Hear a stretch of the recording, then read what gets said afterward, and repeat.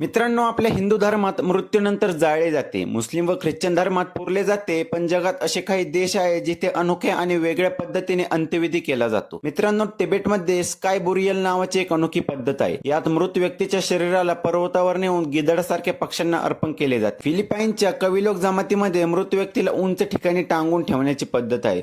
मृतदेहाला एका लाकडी ताबुतात ठेवून ते गुहांमध्ये किंवा उंच पर्वतांवर लटकवतात. घानामधील फेंटी लोक अतिशय रंगीबेरंगी आणि अनोख्या प्रकारच्या शवपेट्या तयार करतात. या शवपेट्या मृत व्यक्तीच्या आयुष्यातील इच्छांशी, स्वप्नांशी किंवा व्यवसायाशी संबंधित असतात. दक्षिण कोरियामध्ये जागेच्या कमतरतेमुळे आणि शहरीकरणामुळे मृत व्यक्तीच्या अस्थींचे रंगीबेरंगी काच किंवा मणीसारख्या कॅप्सूलमध्ये रूपांतर करतात. नंतर ते आठवण म्हणून घरामध्ये जपून पण ठेवतात. यानोमामी जमात जी दक्षिण अमेरिकेच्या अमेझॉन जंगलात राहते, ती एक अत्यंत विचित्र अंत्यविधी पद्धत पाहते. मृत व्यक्तीच्या शरीराचे दहन केले जाते आणि त्यांच्या अस्थी पिळून त्याची राख तयार केली जाते. नंतर ही राख त्यांच्या कुटुंबातील